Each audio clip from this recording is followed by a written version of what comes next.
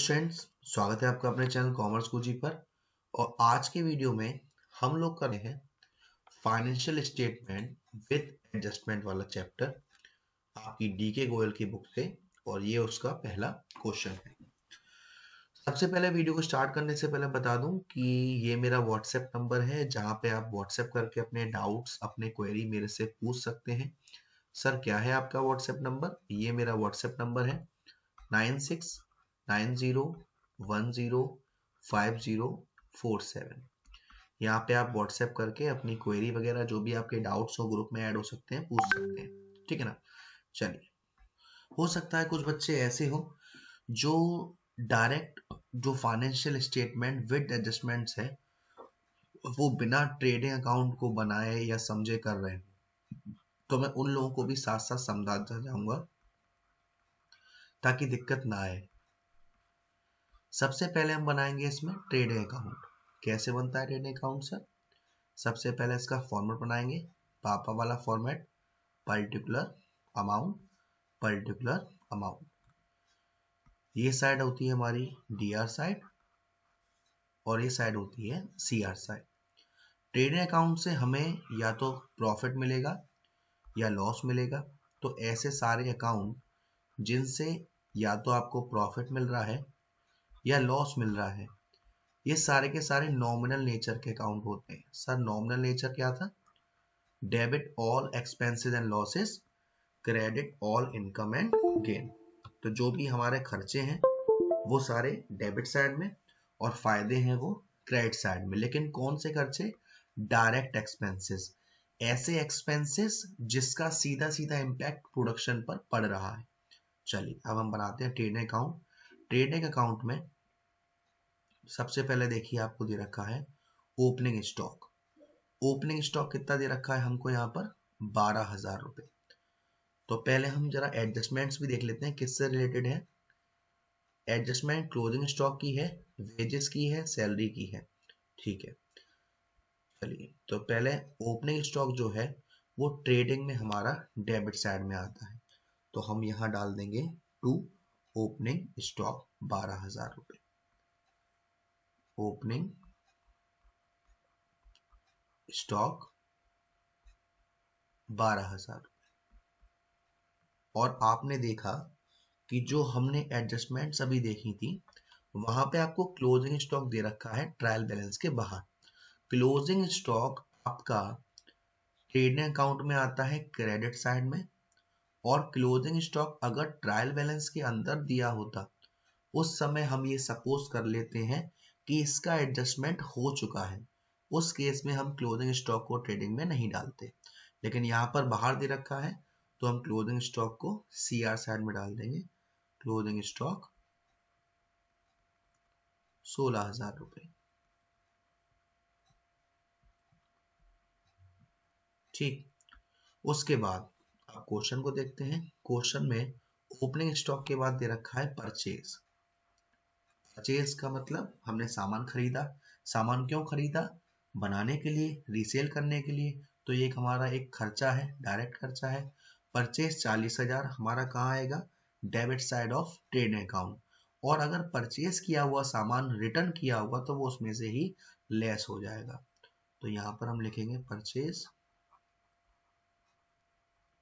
40,000।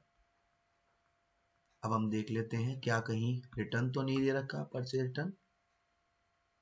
देखिए यहाँ पर परचेज रिटर्न दे रखा है आपको 4,000 रुपए का, तो ये इसमें से लेस हो जाएगा। Less return 4,000। कितने की परचेज हुई? 36,000 की। उसके बाद और क्या दे रखा है? जब परचेज ट्रेडिंग के डेबिट साइड आया, ओपनिंग स्टॉक ट्रेडिंग के डेबिट साइड आया, सेल्स कहाँ आएगा? सेल्स जब हम करेंगे तो हमारे पास पैसा आएगा, फायदा है, तो ट्रेडिंग अकाउंट के क्रेडिट साइड में डालेंगे। लेकिन यहाँ पर सेल्स रिटर्न भी दे रखी है तो 6,000 से सेल्स रिटर्न माइनस कर दी जाएगी। तो सेल्स कितनी थी? 86,000 लेस रिटर्न 6,000। टोटल बाहर 80,000। ठीक, आई होप यहां तक कोई दिक्कत नहीं होगी। फिर आपको दे रखा है डिस्काउंट, और वो भी सीआर साइड में, यानी कि ये डिस्काउंट हमें मिला है, हमारे लिए फायदा है, लेकिन इस डिस्काउंट का डायरेक्ट एक्सपेंसेस से या डायरेक्ट इनकम से कोई लेना देना नहीं है, ये प्रॉफिट एंड लॉस अकाउंट में आएगा। सेल्स रिटर्न का ट्रीटमेंट हो गया। बिल्डिंग हमारी एसेट्स होती है, बैलेंस शीट में आएगी। डेप्टर्स हमारी एसेट्स होती है, बैलेंस शीट में आएगी। सैलरी हमारे खर्चे होते हैं लेकिन इनडायरेक्ट एक्सपेंसेस। क्यों सर? सैलरी, देखिए प्रोडक्शन हमारा कहाँ होता है, फैक्ट्री में या ऑफिस में? सर फैक्ट्री में होता है, तो फैक्ट्री के अंदर आने वाले सारे खर्चे डायरेक्ट एक्सपेंसेस हैं क्योंकि वो प्रोडक्शन से रिलेट है, और ऑफिस में आने वाले सारे खर्चे इनडायरेक्ट एक्सपेंसेस हैं, और सैलरी भी एक इनडायरेक्ट एक्सपेंसेस है, प्रॉफिट एंड लॉस में आएगी। उसके बाद same office expenses indirect expenses है, नहीं आएगा ट्रेडिंग में। वेजेस किसको देते हैं? लेबर को देते हैं, तो वेजेस हमारा कहाँ आएगा? सर वेजेस आएगा हमारा ट्रेडिंग के डेबिट साइड में। तो वेजेस कितना दे रखा था? 10,000। मैं अंदर इनको क्यों डाल रहा हूं अब समझिए। आपको एडजस्टमेंट में दे रखा था आउटस्टैंडिंग वेजेस 2,000 रुपए। इसका मतलब क्या है सर? 2,000 की जो मजदूरी है वो आपको देनी थी, लेकिन अभी आपने नहीं दी, आउटस्टैंडिंग है। तो जब हम वेजेस का कॉलम डालेंगे तो उसमें इस आउटस्टैंडिंग को भी प्लस कर देंगे। तो यहां पर ऐड आउटस्टैंडिंग 2,000, टोटल हो गया 12,000। उसके बाद और कुछ दे रखा है क्या सर? देखिए परचेज रिटर्न का ट्रीटमेंट हो गया। इंटरेस्ट सीआर साइड में दे रखा है, मिला है, लेकिन ये ट्रेडिंग में नहीं आएगा। ट्रेवलिंग एक्सपेंसेस इनडायरेक्ट एक्सपेंसेस है, profit and loss, sorry production से तो कोई लेना देना नहीं है। फायर इंश्योरेंस प्रीमियम नहीं आएगा। मशीनरी एसेट्स है।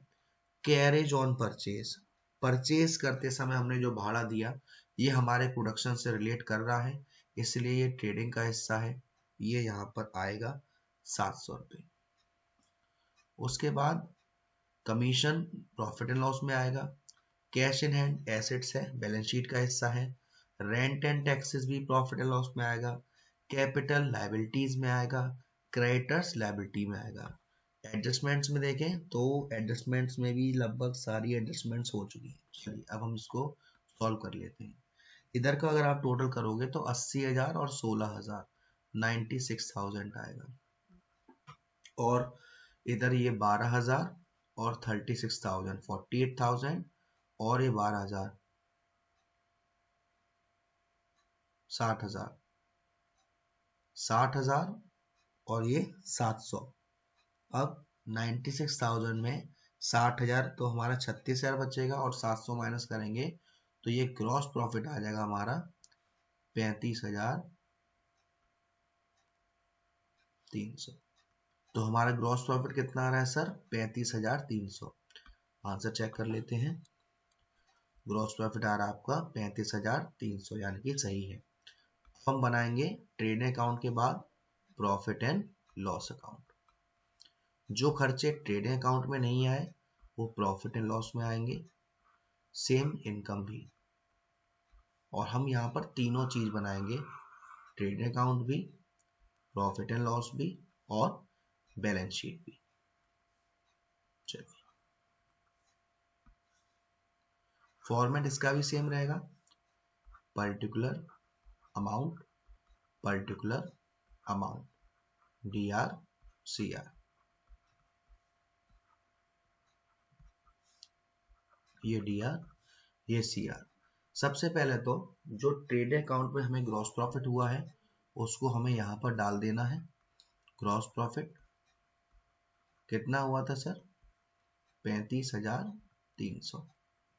ठीक है, अब हम डालेंगे प्रॉफिट एंड लॉस में क्या क्या आएगा। ऊपर चलते हैं, बिल्कुल शुरुआत से।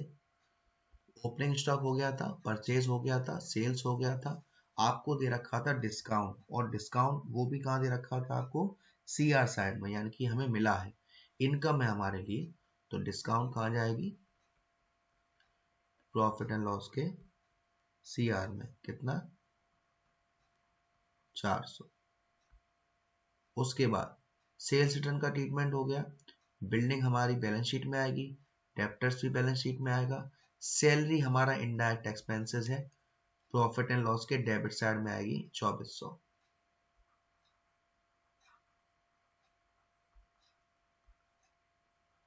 अब मैं इसको अंदर क्यों डाल रहा हूं सर, क्योंकि देखिए एडजस्टमेंट में आपको सैलरी आउटस्टैंडिंग दे रखी थी 1200 रुपये, तो क्या करेंगे सर, इसका सैलरी में ये 1200 रुपये ऐड हो जाएंगे क्योंकि ये अभी बकाया है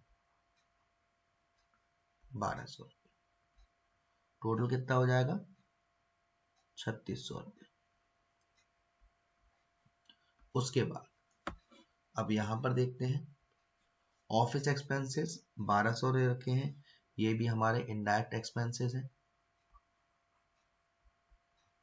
ऑफिस एक्सपेंसेस 1200। उसके बाद वेजेस का ट्रीटमेंट हो गया था प्रॉफिट वो ट्रेडिंग में, परसेंटेज का हो गया था, इंटरेस्ट दे रखी है 800 रुपये और CR साइड है यानी हमें मिली है, हमारे लिए एक इनकम है इंटरेस्ट 800 रुपये। उसका ट्रेवलिंग एक्सपेंसेस इनडायरेक्ट एक्सपेंसेस है, fire insurance premium. Fire insurance premium क्या होगा, देखिए फायर इंश्योरेंस प्रीमियम हमारा एक तरीके से अगर देखा जाए तो कैसा खर्चा है, पहले हम ट्रेवलिंग एक्सपेंसेस को डाल देते हैं 400 रुपये, ट्रेवलिंग एक्सपेंसेस 400।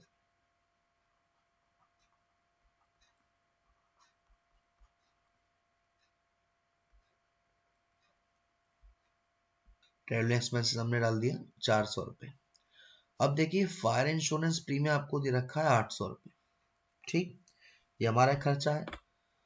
लेकिन अगर नीचे आप देखोगे तो आपको दे रखा है प्रीपेड इंश्योरेंस 200 रुपये।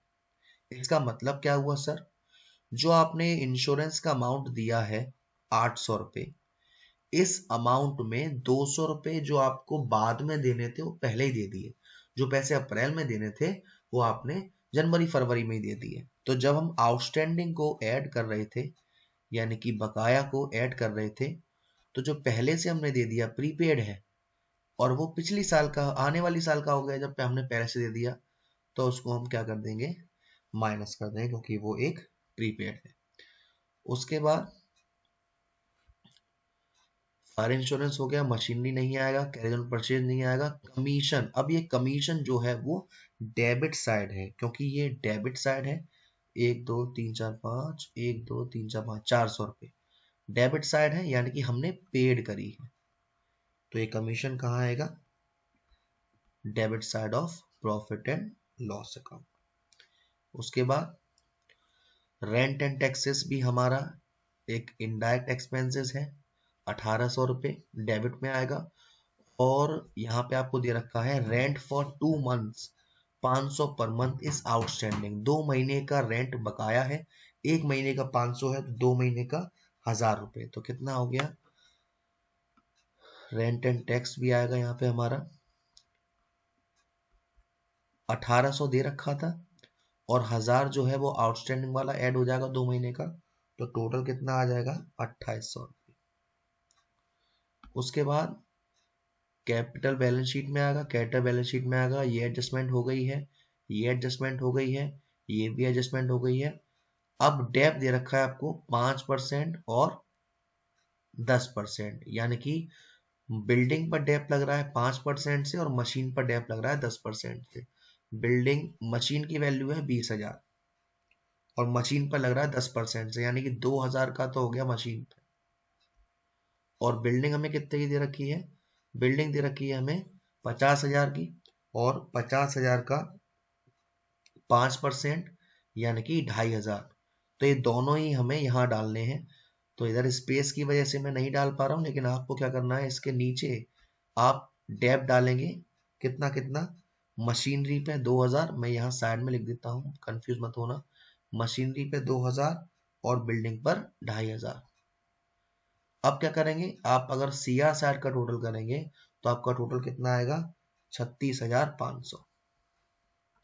और इस 36,500 में सैलरी का 3600, 1200 रुपये office expenses, travelling expenses, insurance के 600, कमीशन के 400, रेंट एंड टैक्स 2800 और मशीनरी का डेप 2000, बिल्डिंग का डेप 2500 माइनस करेंगे तो जो आपका नेट प्रॉफिट निकल के आएगा, यानी कि सीआर साइड के टोटल को डीआर साइड के टोटल से माइनस करेंगे तो नेट प्रॉफिट आएगा आपका 23,000, जो कि हम कहाँ शो करेंगे, डेबिट साइड में। ठीक है, अब बारी आती है बैलेंस शीट की, सबसे प्यारी चीज, लेकिन बच्चों को इसमें थोड़ी सी दिक्कत होती है। बैलेंस शीट, बैलेंस शीट में एक साइड होती है हमारी लायबिलिटीज की और एक साइड होती है हमारी एसेट्स की।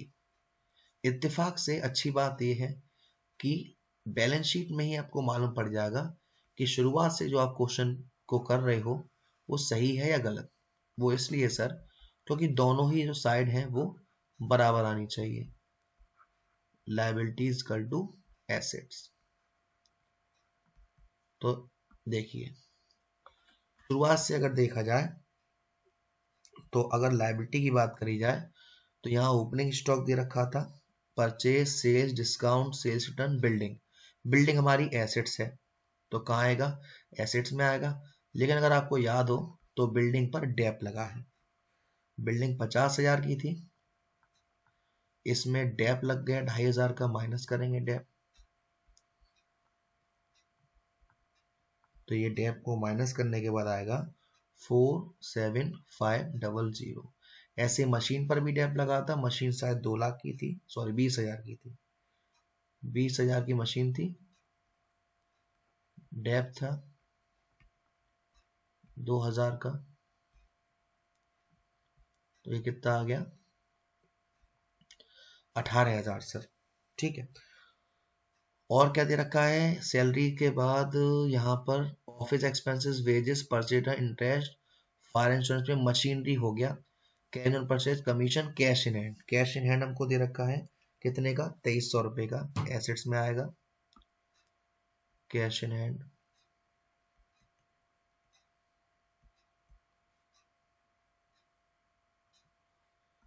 और आपको कैपिटल दे रखा है, ये हमारी लायबिलिटी साइड में आएगा कैपिटल। अब कैपिटल 62,000 दे रखी है, इसमें हम ऐड कर देंगे नेट प्रॉफिट को, जो हमारा आया था प्रॉफिट एंड लॉस में 23,000, और अगर कोई ड्राइंग्स दे रखी होती तो वो लेस कर देते, दोनों जोड़ के बाहर अमाउंट डाल देंगे 85,000। क्रेडिटर्स दे रखे हैं 10,800 के, ये भी हमारी लायबिलिटी है, क्रेडिटर्स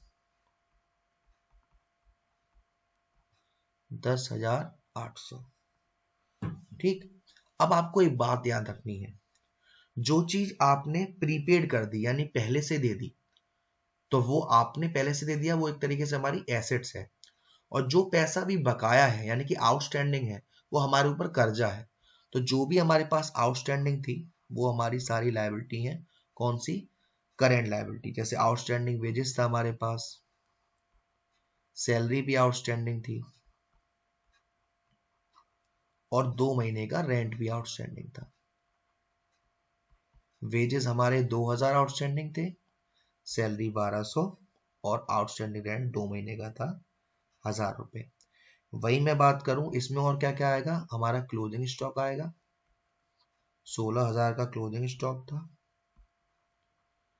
इंश्योरेंस हमने प्रीपेड किया था 200 रुपए का।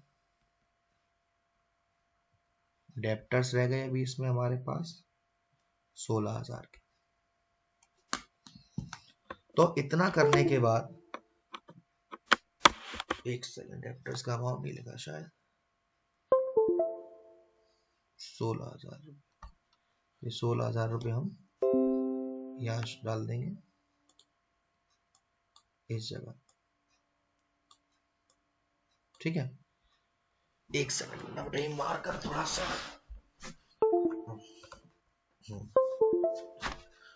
तो ये 16,000 रुपये हम यहाँ डाल देंगे, बस ये सारी चीजें आएंगी। अब इनका आप टोटल करोगे दोनों साइड का, तो दोनों साइड का ही टोटल आपका 1,00,000 आएगा, 1,00,000 लायबिलिटीज का और 1,00,000 एसेट्स का। आंसर देख लेते हैं।